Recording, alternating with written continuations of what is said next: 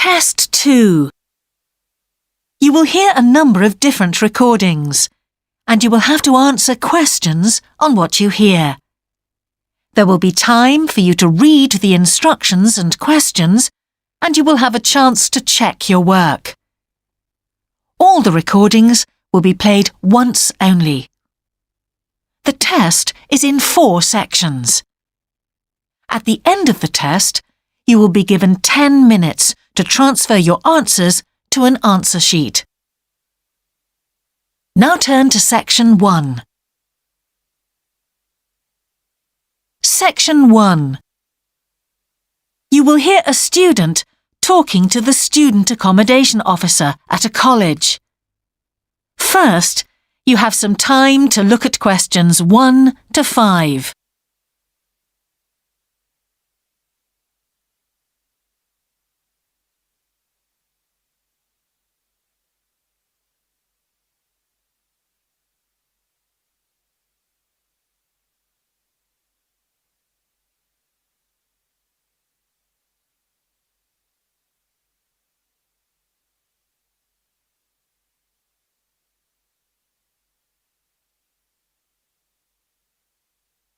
You will see that there is an example that has been done for you. On this occasion only, the conversation relating to this will be played first. Good morning. Can I help you? Yes, I've just been accepted on a course at the university and I'd like to try and arrange accommodation in a hall of residence. Yes, certainly. Please sit down. What I'll do is fill in a form with you to find out a little more about your preferences and so forth. Thank you. The student wishes to arrange accommodation in a hall of residence, so hall has been written in the space. Now we shall begin. You should answer the questions as you listen, because you will not hear the recording a second time. Listen carefully and answer questions 1 to 5. Good morning. Can I help you? Yes, I've just been accepted on a course at the university and I'd like to try and arrange accommodation in a hall of residence. Yes, certainly. Please sit down. What I'll do is fill in a form with you to find out a little more about your preferences and so forth. Thank you. So, first of all, can I take your name? It's Anu Bhatt. Could you spell your name, please? Yes, ANUBHATT. Thanks. And could I ask your date of birth? The 31st of March, 1972. Thank you. And where are you from? India. Oh, right. And what will you be studying? I'm doing a course in nursing. Right, thank you. And how long would you want to stay in hall, do you think? Well, it'll take 3 years, but I'd only like to stay in hall for 2. I'd like to think about living outside for the 3rd year. Fine. And what did you have in mind for catering? Do you want to cook for yourself or have all your meals provided? That's full board. Is there something in between? Yes, you can just have evening meal provided, which is half board. That's what I'd prefer. Yes, a lot of students opt for that. Now, with that in mind, do you have any special diet, anything we should know about? Yes, I don't take red meat. No red meat. Before you hear the rest of the conversation, you have some time to look at questions 6 to 10.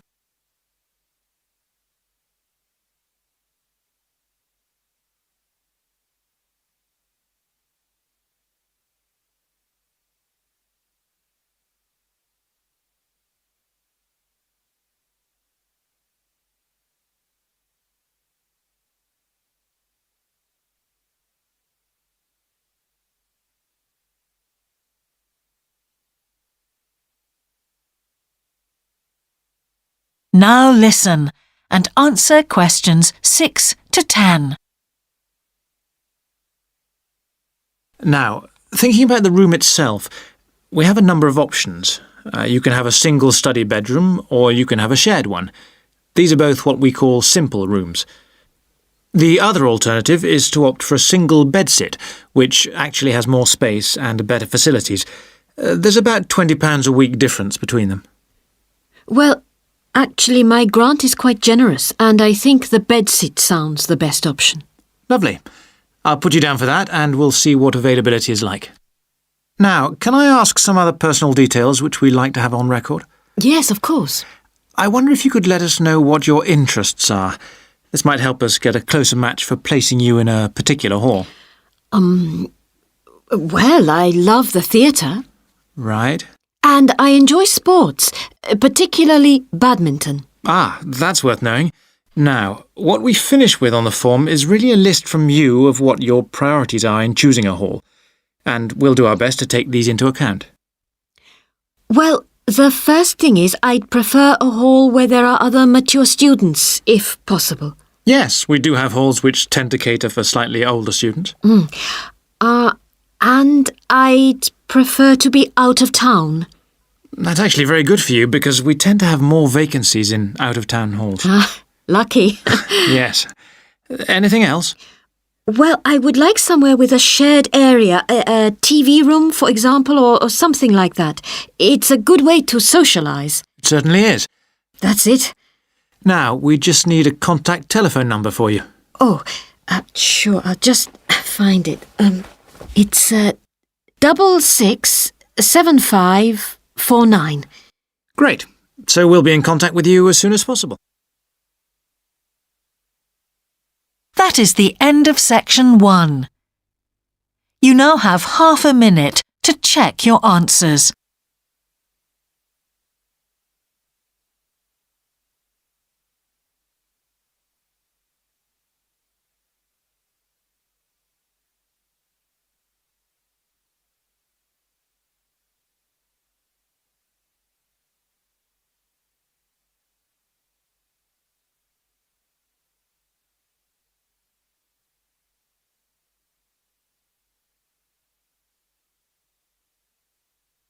Now turn to section 2.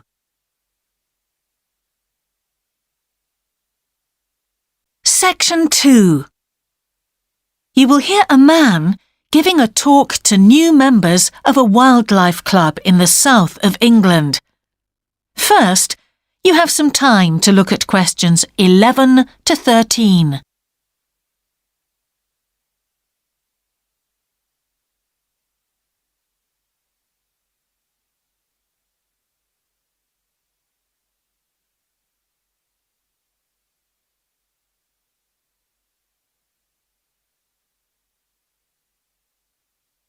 Now listen carefully and answer questions 11 to 13. Hello, I'm delighted to welcome you to our wildlife club and very pleased that you're interested in the countryside and the plants and creatures of this area. I think you'll be surprised at the variety we have here, even though we're not far from London. I'll start by telling you about some of the parks and open spaces nearby. One very pleasant place is Halland Common. This has been public land for hundreds of years, and what you'll find interesting is that the River Ouse, which flows into the sea 80 kilometres away, has its source in the common. There's an information board about the plants and animals you can see here, and, by the way, the common is accessible 24 hours a day. Then there's Holt Island, which is noted for its great range of trees. In the past, willows were grown here commercially for basket making, and this ancient craft has recently been reintroduced. The island is only open to the public from Friday to Sunday because it's quite small, and if there were people around every day, much of the wildlife would keep away. From there, it's just a short walk across the bridge to Longfield Country Park. Longfield has a modern replica of a farm from over 2,000 years ago. Children's activities are often arranged there, like bread making and face painting.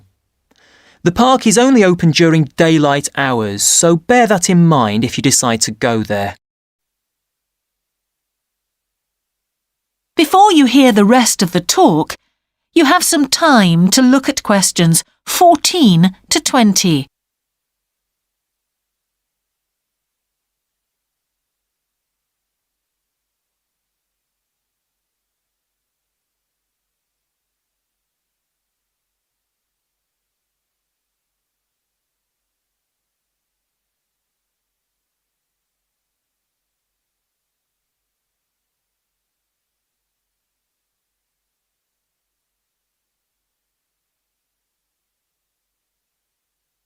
Now listen and answer questions 14 to 20.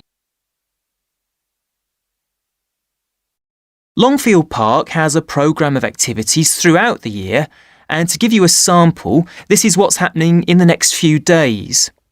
On Monday, you can learn about herbs and how they've been used over the centuries. You'll start with a tour of our herb garden, practice the technique of using them as colour dyes for cloth, and listen to an illustrated talk about their use in cooking and medicine. Then on Wednesday, you can join local experts to discover the variety of insects and birds that appear in the evening. We keep to a small number of people in the group, so if you want to go, you'll need to phone the park ranger a few days ahead. There's a small charge which you should pay when you turn up. I'm sure you're all keen to help with the practical task of looking after the park, so on Saturday you can join a working party.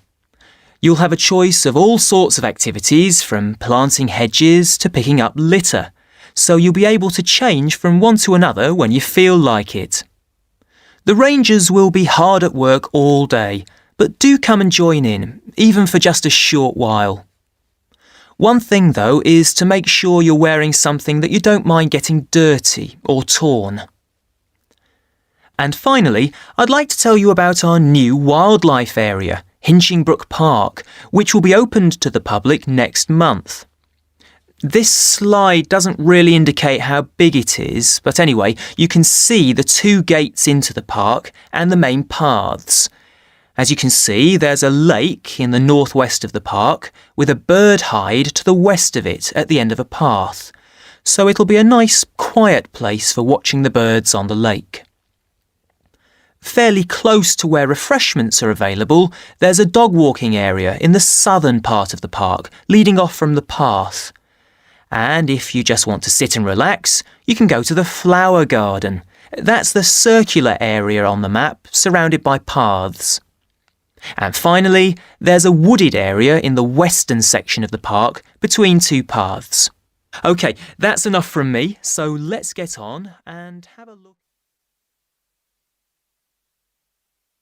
That is the end of section 2. You now have half a minute to check your answers.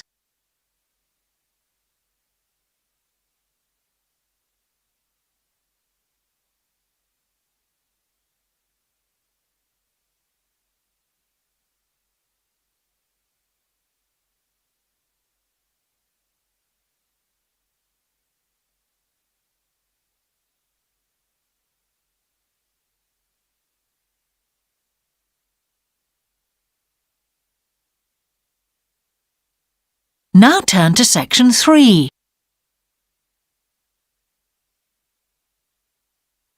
Section 3.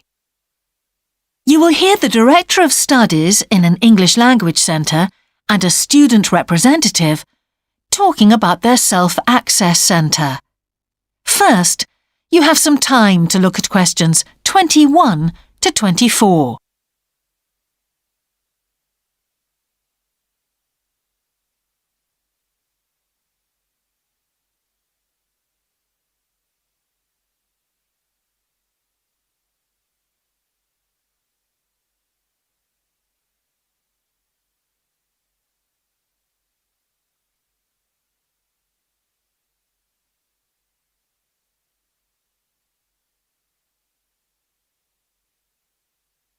Now listen carefully and answer questions 21 to 24.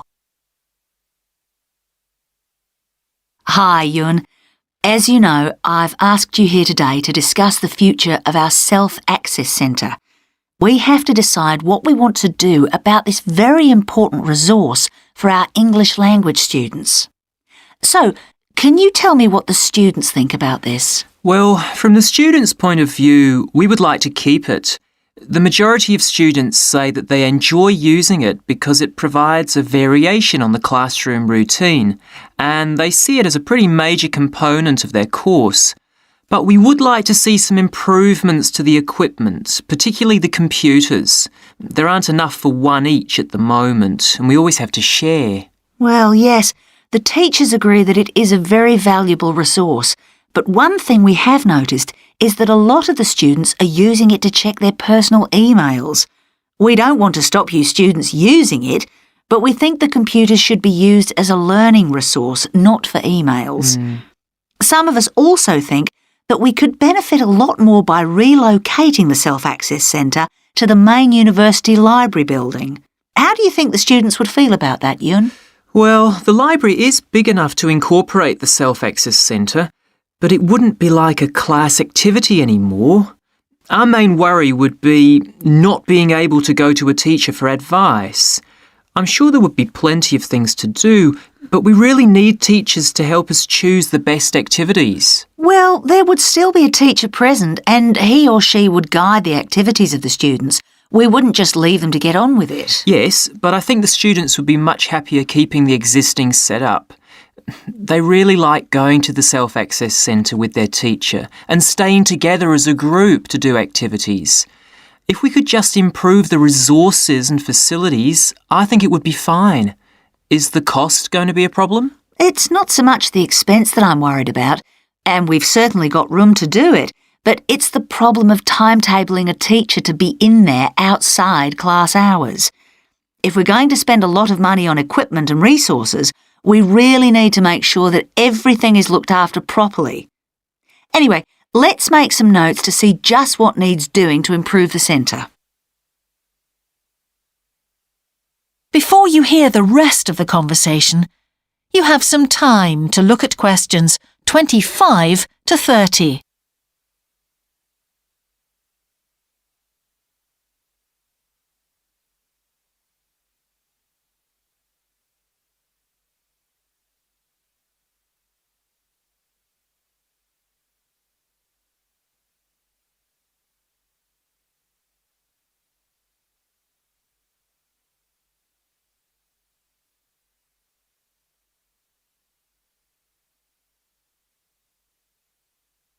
Now listen and answer questions 25 to 30.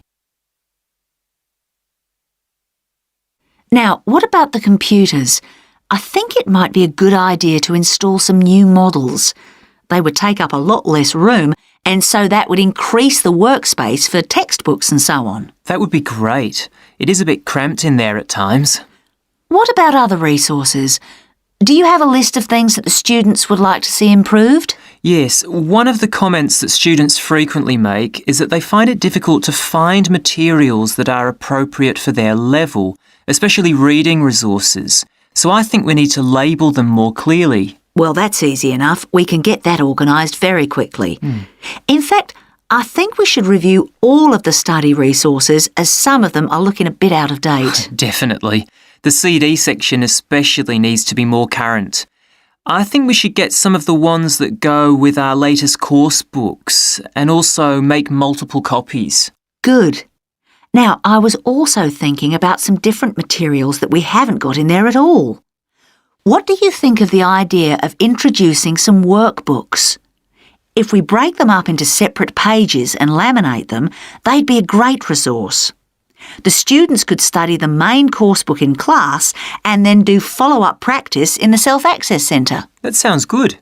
OK, now finally we need to think about how the room is used. I'll have to talk to the teachers and make sure we can all reach some agreement on a timetable to supervise the centre after class. But we also need to think about security too, especially if we're going to invest in some new equipment.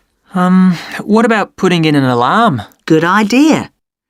The other thing I'd like to do is talk to our technicians and see whether we could somehow limit the access to email. I really don't want to see that resource misused. What about if we agree to only use it before and after class? Yes, that would be fine. OK, anyway, that's great for now. We'll discuss it further when we've managed to sort. That is the end of section 3. You now have half a minute to check your answers.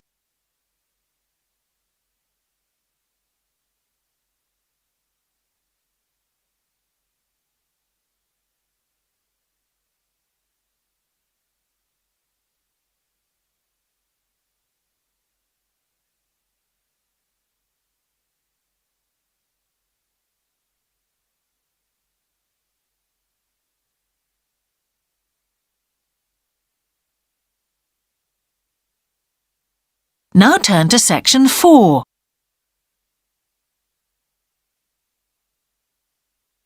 Section 4. You will hear the beginning of a lecture about business cultures. First, you have some time to look at questions 31 to 40.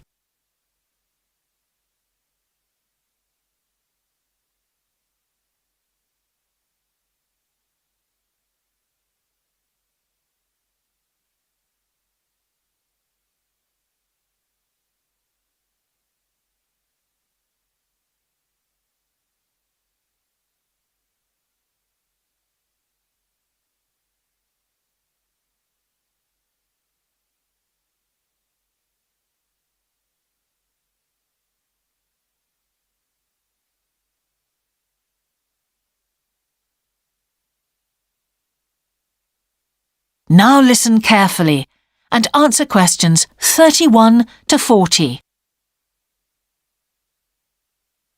Good morning, everyone.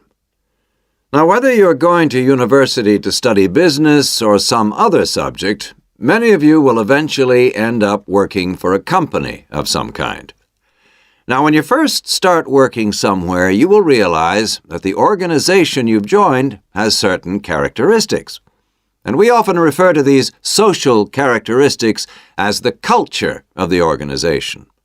This includes its unwritten ideas, beliefs, values, and things like that. One well-known writer has classified company cultures by identifying 4 major types. The first type is called the power culture, and it's usually found in small organizations. It's the type of culture that needs a central source of power to be effective. And because control is in the hands of just 1 or 2 people, there aren't many rules or procedures. Another characteristic is that communication usually takes the form of conversations rather than, say, formal meetings or written memos. Now, one of the benefits of this culture is that the organization has the ability to act quickly. So it responds well to threat or danger on the one hand, and opportunity on the other. But on the negative side, this type of organization doesn't always act effectively, because it depends too much on 1 or 2 people at the top. And when these people make poor decisions, there's no one else who can influence them. And the kind of person who does well in this type of business culture is one who is happy to take risks, and for whom job security is a low priority. The next type is known as role culture. That's R-O-L-E, not R-O-L-L, by the way. And this type is usually found in large companies, which have lots of different levels in them. These organizations usually have separate departments that specialize in things like finance or sales or maintenance or whatever. Each one is coordinated at the top by a small group of senior managers, and typically everyone's job is controlled by sets of rules and procedures. For example, there are specific job descriptions, rules for discipline, and so on.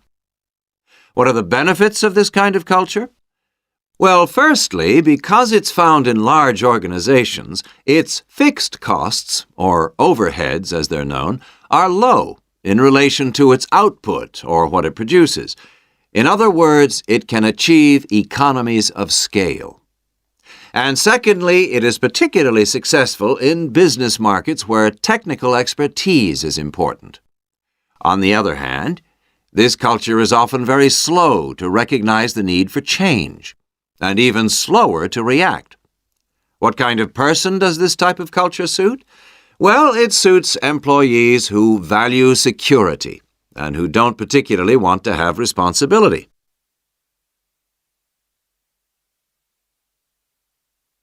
Moving on now to task cultures.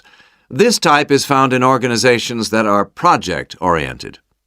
You usually find it where the market for the company's product is extremely competitive, or where the products themselves have a short lifespan. Usually, top management delegates the projects, the people, and other resources, and once these have been allocated, little day-to-day control is exercised from the top, because this would seem like breaking the rules. Now, one of the major benefits of this culture is that it's flexible. But it does have some major disadvantages, too. For instance, it can't produce economies of scale or great depth of expertise. People who like working in groups or teams prefer this type of culture. And finally, the fourth category is called the person culture. This type is quite unusual. That is the end of section 4. You now have half a minute to check your answers.